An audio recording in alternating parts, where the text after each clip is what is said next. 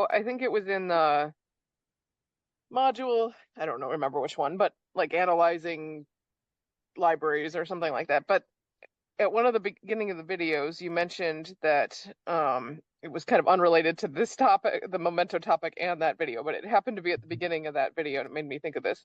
Um, so I think in that when you were creating a class and you put um like um all caps um variables, but you put them inside of the class, and then you mentioned you weren't putting them above the class like they are right here because that Mhm. makes them global. And I was thinking maybe it would be helpful to have an overview of um, the difference. And then I'm also curious about the global keyword and if that's different than putting them up above the class. Yeah, Or sure. let's call that. Well, first Yeah. of all, the reason we do it, it was something like this, right? Hmm. Yeah, the reason we do that is that it encapsulates these variables inside the class that it's pertinent to.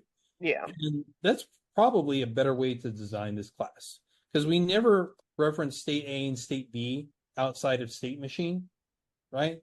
So that's probably what we want to do. And in fact, it turns out that um, that we need to still then scope it with self. Yeah. Does that change though on its, if you have, I mean, I don't know.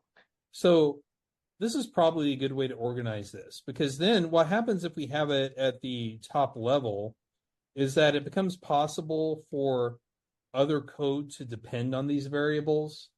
And then like say we need to change them from somehow. Like we need to delete, here we would let's say we started with C, okay? And then so we had three states, and then somebody else, maybe we don't even know who it is, just somebody else who works for our company writes code that depends on state C, and then we're like, oh, we need to eliminate this state and Mhm. simplify the state space of the state machine, but you can't because when you do that, it breaks their code, Yeah. and so and you're like, hey, this isn't fair. I wrote this class. I should be able to change it, but I can't because some midwit wrote code that depends on sensitive internal details. Well, it's actually kind of your fault because you exposed it. Hmm. So we encapsulate it in the class. That's better. And what we could do is say this, right? Make it Hmm. uh, actually like protected or private, and that'll be even better.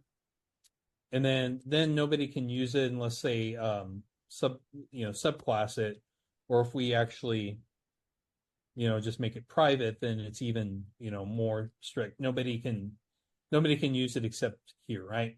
So this is except in this class. Not even a subclass is allowed to reference these, right?